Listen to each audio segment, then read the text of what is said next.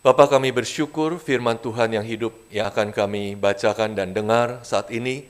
Biar Tuhan sendiri yang berbicara kepada kami melalui hamba-Mu yang kecil dan lemah ini. Biar Tuhan yang memberikan kami tubuh yang semangat di tengah-tengah jam yang melelahkan ini. Berikan kami hati yang haus dan lapar kepada firman Tuhan. Terima kasih Bapa, dengar doa kami. Demi nama Tuhan Yesus kami bersyukur dan berdoa. Amin. Umat dipersilakan duduk. Salam sejahtera, saudara-saudara yang terkasih di dalam Kristus. Kasih karunia Tuhan Yesus menyertai saudara dan juga saudara-saudaraku yang mengikuti ibadah ini melalui Zoom. Tema yang diberikan kepada saya dan family group untuk kami layani bersama hari ini adalah kesejahteraan kota adalah kesejahteraan kita.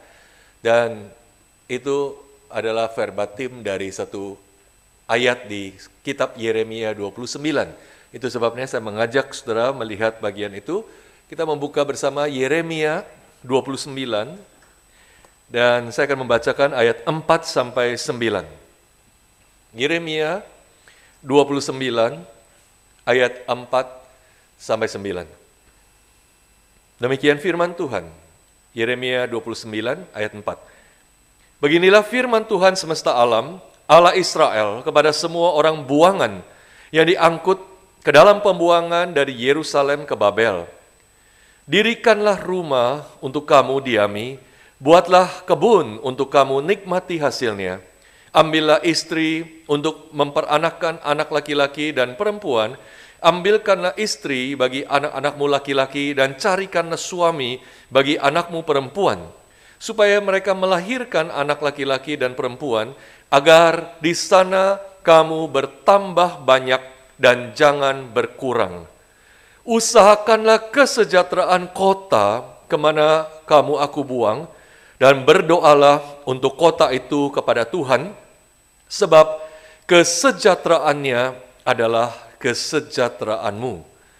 Sungguh, beginilah firman Tuhan semesta alam, Allah Israel, janganlah kamu diperdayakan oleh nabi-nabimu yang ada di tengah-tengahmu, dan oleh juru-juru tenungmu, dan juga janganlah kamu dengarkanlah mimpi-mimpi yang mereka mimpikan. Sebab mereka bernubuat palsu kepadamu demi namaku. Aku tidak mengutus mereka. Demikianlah firman Tuhan. Sampai di sini pembacaan firman Tuhan. Saudara, Jim Elliot adalah seorang misionaris Amerika yang melayani di Ekuador, di Amerika Selatan. Dan dia melayani dengan setia sampai kemudian dia mati martir di Ekuador sana pada tahun 1956. Nah, di dalam pelayanannya, Jim Elliot pernah menulis di dalam jurnalnya kalimat-kalimat seperti ini. Dia katakan, dimanapun engkau berada, hiduplah sepenuhnya di sana. Hiduplah sepenuhnya segala situasi yang kamu percaya merupakan kehendak Allah. Dia katakan, wherever you are, be all there. Live completely every situation you believe to be the will of God. Jadi saudara, dimanapun kita berada, hiduplah sepenuhnya di sana. Dan kata-kata dari Jim Elliot ini menggemakan apa yang dikatakan oleh Nabi Yeremia kepada orang-orang Yehuda yang dibuang ke Babel, yang kita baca barusan. Saudara, Yeremia 29 ini berisikan sebuah surat yang dikirim oleh Yeremia yang ada di Yerusalem kepada orang-orang buangan yang ada di Babel. Informasi itu kita bisa lihat di ayat yang pertama, kalau kita mundur sedikit tadi. Beginilah bunyi surat yang dikirim oleh Nabi Yeremia dari Yerusalem kepada tua-tua yang di antara orang buangan, kepada imam-imam, kepada nabi-nabi, dan kepada seluruh rakyat yang telah diangkut ke dalam pembuangan oleh Nebukadnezar dari Yerusalem ke Babel. Saudara, jadi di sini kita melihat ini adalah sebuah surat kepada orang-orang yang dibuang ke Babel. Dan kita tahu semua bahwa umat Allah, Yehuda, telah begitu berdosa kepada Allah dan mereka memberontak dan tidak mau bertobat, sehingga Allah kemudian menghukum mereka melalui bangsa Babel dengan raja yang kejam itu, Nebukadnezar, membawa seluruh orang-orang Yehuda ke pembuangan dan menghancurkan Yerusalem termasuk bait Allah. Nah saudara, apakah menurut saudara kehidupan di pembuangan adalah kehidupan yang enak? Kehidupan yang nyaman? Tentu saja tidak, bukan? Tidak ada yang enak di pembuangan, tidak ada yang kondusif di pembuangan. Apalagi umat Allah ini telah kehilangan banyak. Mereka kehilangan kemerdekaan mereka. Mereka kehilangan tanah air mereka yang mereka cintai, tanah perjanjian. Dan ibu kota yang mereka cintai, Yerusalem. Mereka bahkan kehilangan bait Allah yang merupakan satu bangunan yang penting sekali menjadi ciri mereka sebagai umat Allah dan beribadah di sana. Jadi saudara, kita bisa membayangkan orang-orang di pembuangan ini sudah kehilangan banyak hal dan terutama dengan mereka dibuang, direlokasi dari Yerusalem ke Babel, mereka kehilangan identitas mereka sebagai umat Allah. Mereka kehilangan identitas mereka sebagai umat Allah dan mereka seperti bertanya, apakah kita masih umat Allah? Apakah Allah masih memperhatikan kami? Apakah Allah masih peduli kepada kami? Apakah kami masih bisa beribadah kepada Allah? Maka saudara, kita melihat keberadaan umat Allah di tanah penjajahan itu. Di bawah penguasa yang bengis, itu adalah satu titik yang paling rendah dalam sejarah mereka. Titik nadir mereka. Nah saudara, saya percaya dalam kondisi seperti itu, respons yang paling normal dari orang-orang yang dibuang seperti itu adalah apa? Mengeluh, bukan? Tiap hari tarik nafas panjang. Mengeluh, berkeluh kesah. Tidak ada yang bagus, semuanya jelek.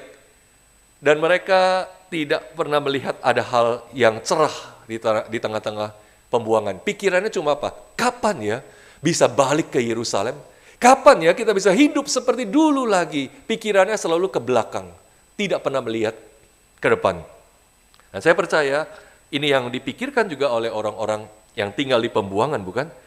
Saudara, mereka tidak melihat Babel mempunyai arti apapun bagi hidup mereka kecuali sebagai tempat hukuman, sebagai tempat pembuangan. Tetapi saudara, persisnya justru disinilah Allah mau mereka mempunyai satu perspektif yang berbeda. Allah ingin mereka melihat Babel dengan perspektif Allah, kacamata Allah, dan Allah menginginkan mereka, kalau mengutip kata-kata Jim Elliot tadi, yaitu di mana kamu hidup, di mana kamu berada, be all there. Hiduplah sepenuhnya di sana. Hidupilah sepenuhnya segala situasi yang kamu percaya merupakan kehendak Allah buat kamu. Dan ini jelas kehendak Allah untuk umatnya yang meskipun dibuang ke Babel. Maka saudara, Allah ingin mereka menjadikan Babel sebagai rumah mereka. Saudara bayangkan, ini sesuatu yang sungguh di luar nalar akal sehat. Di pembuangan, di tempat musuh, di tempat penjajah. Justru di situ Allah ingin mereka membangun rumah mereka. Kalau kita membaca tadi ayat 5 dan 6, Tuhan bilang, dirikanlah rumah untuk kamu diami. Buatlah kebun supaya hasilnya kamu bisa makan, kamu makmur. Kawin mengawinlah supaya kamu berkeluarga di situ. Kawinkan anak-anakmu supaya keturunannya banyak dan penuhi Babel dengan orang-orang umat Allah. Tuhan ingin mereka menjadikan Babel sebagai tempat di mana umat Allah berkembang dan memberikan pengaruhnya. Saudara, situasi ini sungguh, firman Tuhan ini sungguh tidak terduga. Orang-orang di pembuangan itu ibaratnya masih orang-orang yang masih enggan membongkar koper-koper mereka. Karena mereka berpikir, nggak lama kita di sini. Apalagi kita baca tadi, nabi-nabi palsu menghasut mereka dan memberitakan firman palsu, mengatakan cuma sebentar, nggak lama, nggak usah khawatir, ini hukuman tidak lama, kalian akan segera kembali. Dan Tuhan tadi berfirman di ayat 8 dan 9, jangan dengarkan mereka. Aku tidak berfirman melalui mereka. Jadi mereka bukan sebentar di sana. Koper nggak bisa terus dibungkus, harus dibongkar. Mereka bukan hanya bisa ngontrak dan 1-2 tahun kemudian akan pulang. Tidak. Kalau kita baca tadi sampai ayat ke-10, paling tidak mereka akan di sana selama 70 tahun lamanya. Jadi Allah berkata kepada umatnya di pembuangan, bersiaplah untuk satu masa tinggal yang panjang. Bersiaplah untuk tinggal bahkan mempunyai keluarga dan keturunan di tanah pembuangan. Buatlah Babel sebagai home sweet home. Sudah bisa bayangkan firman Tuhan kepada orang-orang di pembuangan ini. Maka saudara, dalam penghukuman kita melihat Allah punya rencana yang indah bagi umatnya. Dan kita melihat bahkan melalui umatnya bagi Babel. Allah ingin umatnya menjadi orang-orang menjadi bagian dalam membangun Babel, tempat musuh. Allah ingin umatnya membangun ekonomi Babel. Allah ingin umatnya terlibat dalam kehidupan sosial di Babel, memberi dampak yang baik. Allah ingin umatnya kemudian ada di Babel dan memberikan pengaruh moralitas yang berbeda, yang countercultural dengan moralitas dari orang-orang Babel. Usahakanlah kesejahteraan kota kemana aku buang kamu. Itu firman Tuhan. Jadi rencana Allah, di mana ada umat Allah, di situ umat Allah memberikan pengaruh yang baik kepada tempat, bahkan ketika mereka dibuang. Menjadi berkat di kota itu, menjadi berkat di bangsa itu. Itulah kehendak Allah bagi umatnya yang ada di pembuangan.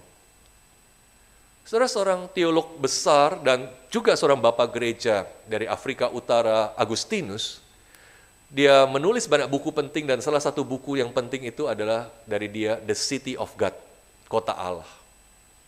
Dalam buku The City of God itu Agustinus melukiskan sejarah manusia itu sebagai konflik antara dua kota besar, yaitu antara the city of God dengan the city of man. Antara kota Allah dengan kota manusia. Agustinus mengatakan bahwa kota Allah itu berisi orang-orang yang taat kepada Allah. Orang-orang yang setia kepada firman Tuhan. Tapi kota manusia di sisi lain adalah orang-orang berisi orang-orang yang memberontak kepada Allah, yang hanya mengikuti jalannya sendiri tanpa peduli hukum Tuhan, dan mereka melawan Tuhan. Itu the city of man. Maka saudara, Agustinus kemudian dia melihat Babel ini sebagai simbol Alkitab bagi the city of man, kota manusia. Penuh dengan kejahatan, hawa nafsu, dan pemberontakan kepada Allah. Maka saudara, kalau kita meminjam istilah Agustinus ini, maka kita melihat firman Tuhan melalui Nabi Yeremia ini kepada umatnya, Allah ingin umat Allah membangun city of God di tengah-tengah city of man. Bahkan kalau kita memberi kontras yang lebih terus terang, Allah ingin umatnya membangun kota Allah di tengah-tengah kota setan. Karena kontras yang benar kan, Allah dan iblis. Jadi Allah ingin supaya mereka memberikan pengaruh sebagai orang-orang dari city of God kepada moralitas yang buruk di tengah-tengah city, sebagai umat Allah city of God, memberi pengaruh kepada orang-orang di city of man. Jadi warga negara city of God, bahkan ketika mereka harus tinggal di tengah-tengah city of man, mereka harus menjadi the very best resident of the city of man. Mereka harus menjadi warga negara yang terbaik dari city of man itu. Itu kehendak Allah untuk umatnya. Saudara, inilah perspektif yang seharusnya kita miliki juga sebagai umat Allah, dimanapun kita berada.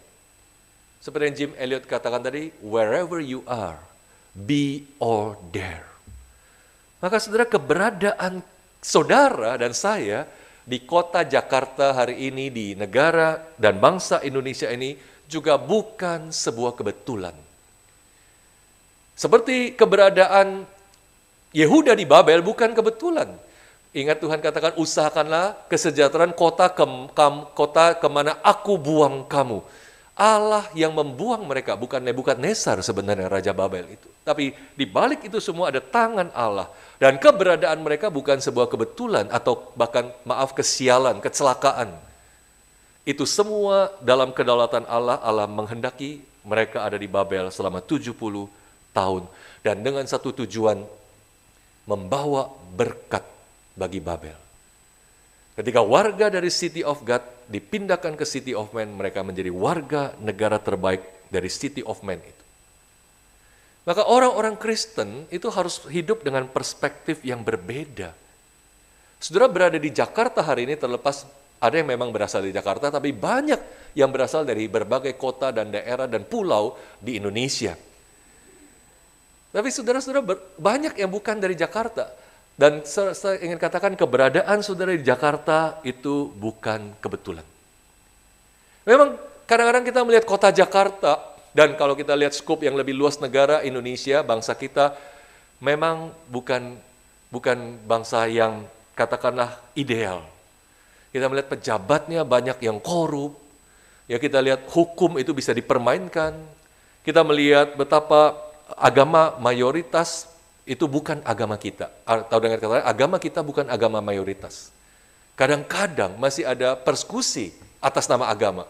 Kita bahkan melihat kelompok radikal di tengah-tengah bangsa kita itu tidak berhenti-hentinya memsiarkan propaganda-propaganda pandangan mereka dan mempengaruhi banyak orang, dan bangsa kita mati-matian melawan radikalisme di tengah-tengah bangsa ini.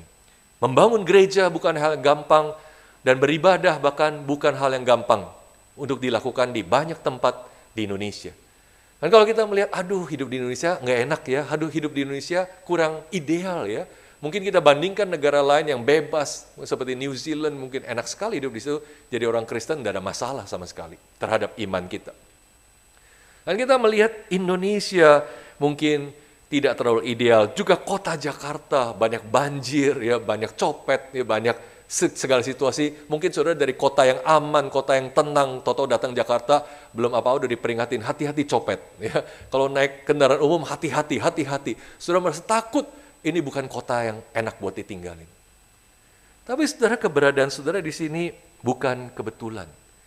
Mahasiswa mungkin berpikir, ini cuma kota tempat saya numpang studi di STTAA. Setelah itu saya akan pulang ke Nias. Setelah itu saya akan pulang ke Bengkulu. Setelah itu saya akan pulang ke Kupang. Setelah itu saya akan pulang ke Nabire dan berbagai kota lain. Dari mana saudara berasal? Maaf, saya nggak bisa sebut satu persatu. Tapi mungkin saudara punya pikiran seperti itu. Jakarta cuma numpang lewat. Jakarta cuma numpang hidup beberapa tahun. Dan setelah itu saya akan pulang. Dan saya tidak berpikir panjang untuk terus ada di Jakarta. Tentu tidak salah saudara ingin pulang, melayani dimanapun saudara akan pergi. Tapi sementara saudara ada di sini, be all here. Live completely. Every situation you believe it is the will of God. Ya, jadi kehendak kita, firman Tuhan katakan kepada kita, jadikan Jakarta dan Indonesia rumahmu. Jadikan Jakarta tempat kamu memberi pengaruh yang membuat City of God itu bisa kelihatan di tengah-tengah City of Man itu. Tuhan berfirman, usahakanlah kesejahteraan kota kemana kamu aku buang, dan berdoalah untuk kota itu kepada Tuhan, sebab kesejahteraannya adalah kesejahteraanmu. Agustinus, dalam buku yang saya sebutkan tadi, The City of God, dia mengatakan bahwa kesejahteraan di sini, atau bahasa Ibrani-nya kalau saudara lihat shalom, jadi firman Tuhan bilang, usahakanlah shalom di kota di mana kamu berada, sebab shalom kota itu adalah shalommu. Dan Agustinus mengatakan shalom itu adalah the tranquility produced by order, atau ketenangan yang dihasilkan dari keteraturan. Itu satu definisi yang bagus dari Agustinus. Tranquility produced by order. Jadi shalom adalah keteraturan. Shalom adalah harmoni. Di mana ada harmoni, di situ ada shalom. Shalom adalah kebaikan, keindahan. Di mana ada kebaikan, ada keindahan, itu shalom.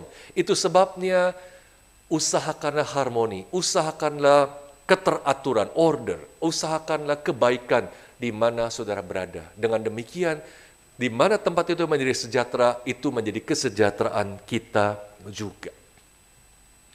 Jadi saudara, sementara saudara ada di Jakarta, atau nanti saudara pulang ke daerah masing-masing, tetap tentu firman Tuhan ini berlaku kan buat kita semua. Usahakanlah kesejahteraan bagi Jakarta atau kota-kota lain di mana saudara sekarang tinggal dan akan tinggal, dan terutama tentu Indonesia. Dan Memang ini kalau cuma dilakukan satu orang, nggak mungkin seperti menitikkan satu tetes air ke laut, nggak ada artinya. Tapi kalau begitu banyak orang percaya, kalau gereja, kalau komunitas orang percaya, semua melakukan firman Tuhan ini dampaknya luar biasa. Saudara, ada banyak hal yang bisa saudara lakukan untuk mengusahakan kesejahteraan kota di mana saudara berada. Saudara, paling tidak saudara kita mengusahakan kebersihan, bahkan mungkin kebersihan kampus ini, bukan? Usahakanlah kebersihan kampus ini, karena kebersihan kampus ini menjadi kesejahteraan buat kita. Saya bersyukur kalau dulu sebelum pandemi itu kita ada yang namanya operasi semut, ya saudara, ada mahasiswa senior masih ingat kan operasi semut itu kan? Yaitu beberapa mahasiswa keliling ke sekeliling tetangga kita di jalan raya, pinggir jalan, nyapu, bersihkan sampah, pungut sampah. Saudara, itu adalah bentuk yang baik sekali dari Bapak mengusahakan kesejahteraan kota. Sayang, karena pandemi kayaknya proyek operasi semut itu berhenti. Mungkin boleh dipikirkan untuk satu waktu dekat ini dihidupkan lagi. Saya bersyukur karena pandemi tahun lalu membuat kita punya program STTAA menjadi berkat bagi sesama. Dan kita melakukan begitu banyak hal yang kegiatan sosial yang kita lakukan untuk orang-orang sekitar kita. Ada berapa puluh RT yang kita layani. Ketua-ketua RT sangat bersyukur dan mereka membawa ucapan terima kasih dari warga mereka. Dan itu dengan demikian STTAA sedang memperlihatkan identitas City of God di tengah keliling City of Man Kedoya. Saya harap itu satu hari kita bisa lakukan lagi atau bahkan dibikin program yang mungkin lebih kecil tapi bisa reguler. Tapi selain itu saudara, memang ini saudara masih pandemi, ya belum bisa banyak keluar. Tapi kalau saudara satu hari sudah bebas keluar, saudara pergi kemanapun, saudara mengusahakan kesejahteraan kota bahkan dalam hal yang sangat kecil. Ya saudara mungkin ke mall, saudara ketemu cleaning service itu, ya saudara salam kepada mereka, selamat pagi, selamat siang, dan setelah keluar dari toilet bilang terima kasih mbak, terima kasih mas. Saudara mungkin saudara nggak tahu betapa senangnya mereka karena mungkin tidak pernah ada orang yang pernah bilang thank you kepada mereka di toilet mall itu. Mereka cuma berdiri di situ, tamu mall datang, masuk dan keluar toilet, dan semuanya mungkin bahkan seperti tidak melihat mereka seperti invisible di sana, tapi tiba-tiba kamu ucapkan terima kasih mas, terima kasih mbak. Bahkan saya pernah memberi tip kepada beberapa di antara mereka, dan mereka seperti wow. Orang barat bilang, this made my day. Wow, ini menjadikan hari saya indah. Yang tadinya mungkin murung, sedih, yang merasa tidak ada yang perhatikan, tiba-tiba kok ada orang yang memperhatikan. This made my day. Saudara, kita mungkin nanti sudah suatu hari sudah punya penghasilan yang katakanlah ya baik, memadai, saudara makan di restoran, makan di rumah makan. Saudara berikan tip kepada pelayan atau tempat bon itu, ya setelah kamu bayar, berikan tip yang cukup. Ya di antara mereka banyak yang hidupnya susah sekali. Ya mungkin mereka sambil melayani, menata piring meja restoran itu mereka berpikir anak di rumah udah minta uang untuk uang sekolah dan mereka nggak tahu gimana. Ya minta uang untuk seragam dan mereka masih bergumul terima gaji masih berapa puluh hari di depan dan mereka bahkan sudah punya hutang. Ya. Kalau kita memberikan tip kepada mereka, itu sangat membantu. Mungkin tidak bisa membantu besar, tapi melolong, melegakan mereka. Dan itu sedikit demi sedikit membantu struktur masyarakat yang lebih adil. Sehingga orang-orang yang ekonominya lemah sekali, itu sedikit tertolong dengan banyak orang yang murah hati, yang generous. Saya membiasakan diri untuk belajar, memberi kepada di tempat-tempat umum lebih generous. Ya, dulu ya mungkin kita berpikir nggak perlu lah, kadang-kadang kita lihat di bondnya sudah ada tax and service, ya. Loh, buat apa ini kan udah ada tax and service, jadi bukan cuma 10%, bisa 15%. Dan kita sering berpikir, sudah, ini kan sudah masuk tipnya, tapi seringkali itu nggak masuk ke kantong mereka. Ya, itu semua masuk ke pemilik restoran. Dan kalau kita berikan cash, dan biasa mereka selalu ada satu kotak tip, ya, atau masukkan ke sana, mereka akan bagi rata. Dan malam hari pulang lumayan, ada mungkin beberapa puluh ribu untuk anak mereka, untuk keluarga mereka, istri mereka yang menantikan hanya untuk beli beras, barang setengah kilo, 1 kilo, untuk berapa hari ke depan. Saudara, ada banyak hal yang kita bisa lakukan untuk mengusahakan kesejahteraan kota. Saudara mungkin bisa menjadi volunteer, sukarelawan, ya, entah itu mengajar, entah itu membersihkan sesuatu, atau memasak, atau apapun juga di lingkungan di mana saudara ada. Mungkin bukan sesuatu yang reguler, tapi sesekali. Dan mungkin yang paling applicable, saudara bisa mengemudi di jalan raya dengan tertib. Ya, hari ini saya sering komplain di kelas ya. Saya begitu gusar melihat di jalan raya ada begitu banyak orang yang benar-benar egois ya, dan sangat tidak tertib. Ya udah nggak pakai helm, ya melawan arus, ya kemudian melanggar lampu merah, tidak peduli situasi lingkungan, membahayakan diri mereka dan membahayakan orang lain. Saudara, hanya karena kecelakaan lalu lintas itu banyak terjadi karena kendaraan lain yang tidak tertib dan karena egoisme mereka mengakibatkan luka berat bahkan meninggal. Saudara, itu sungguh antitesis dari mengusahakan kesejahteraan. Jadi kalau saudara berlalu lintas dengan tertib saja, ikuti peraturan saja, itu sudah mengusahakan kesejahteraan.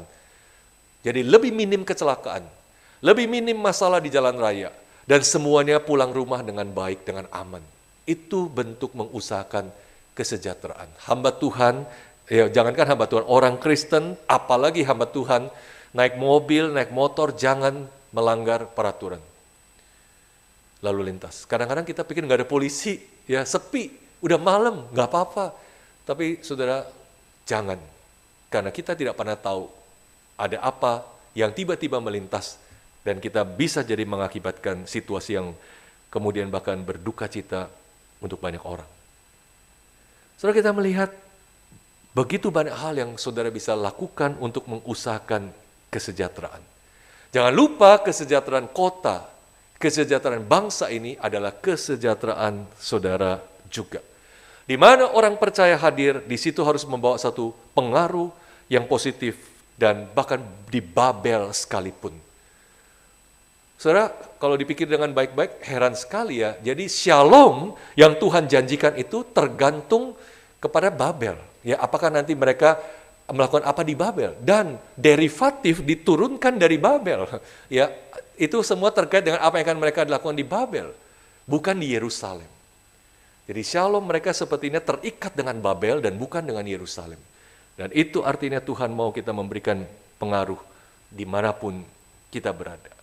Orang-orang Yehuda kemudian menangkap rencana Allah ini dan mereka mengikuti firman Tuhan, make this your home. Tapi saudara, mereka juga tahu, bukan untuk selama-lamanya mereka akan ada di sana. Karena Tuhan sudah berjanji 70 tahun.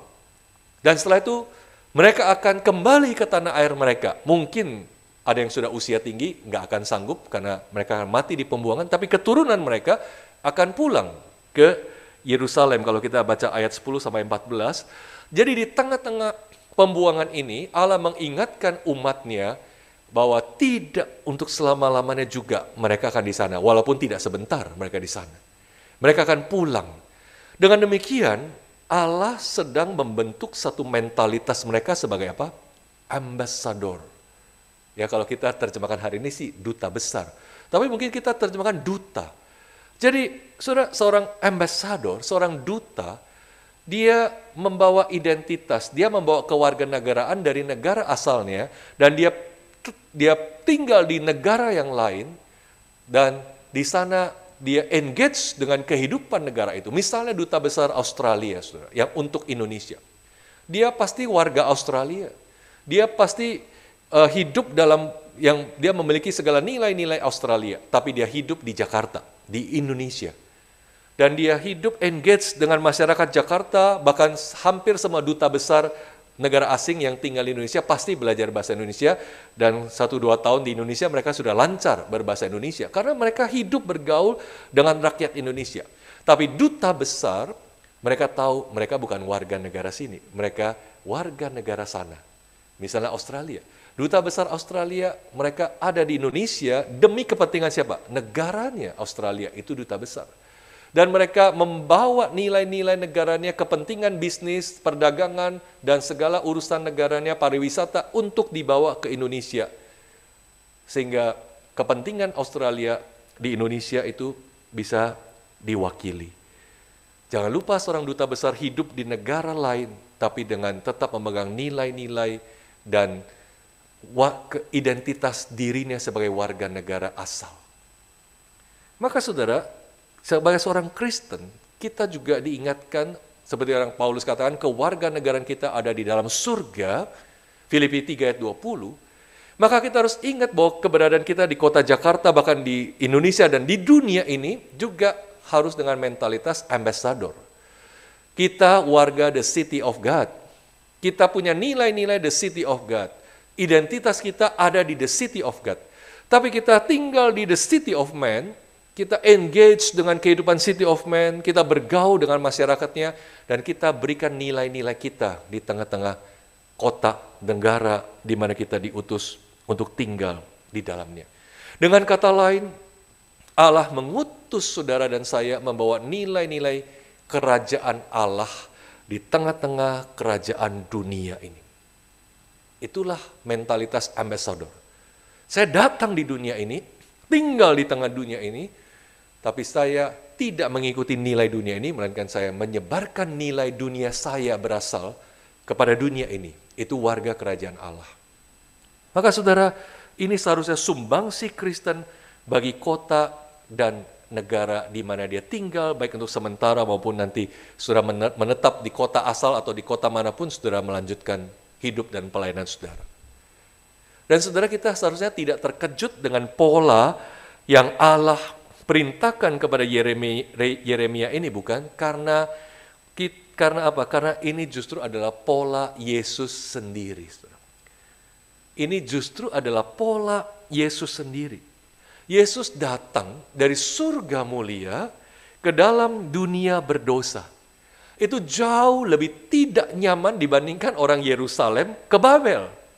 Yesus akan menempuh gap jurang yang lebih jauh lagi dari surga ke dunia ini. Yohanes katakan dia tinggal di antara kita atau berkemah di antara kita. Firman menjadi manusia dan tinggal di tengah-tengah manusia. Dia sebagai duta besar surga datang ke dalam dunia ini membawa nilai-nilai kerajaan surga di tengah-tengah dunia ini. Dan demi misinya membawakan nilai-nilai kerajaan Allah itu, Yesus, kalau meminjam kutipan Jim Elliot sekali lagi, live be all there.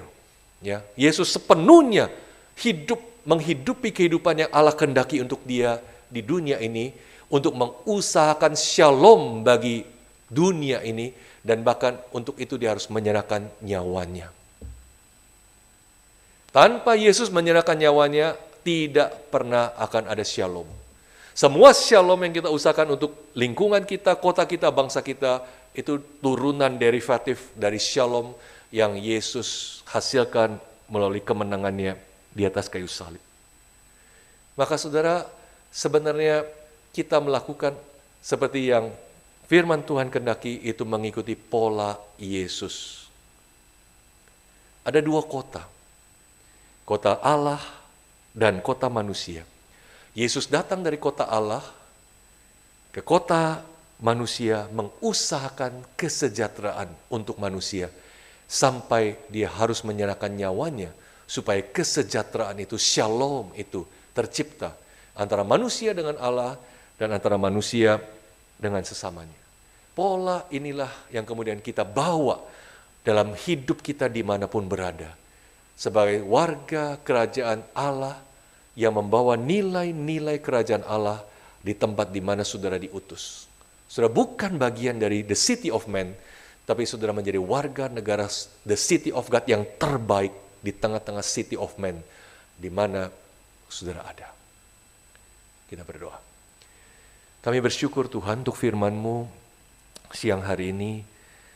Kami seringkali tidak banyak berpikir tentang kewajiban kami sebagai warga negara, warga kota, atau sebagai anak bangsa Indonesia. Tuhan, biarlah firman-Mu hari ini boleh menolong kami melihat bahwa semua keberadaan kami di kota dan negara ini bukan kebetulan, tapi ada rencana Tuhan.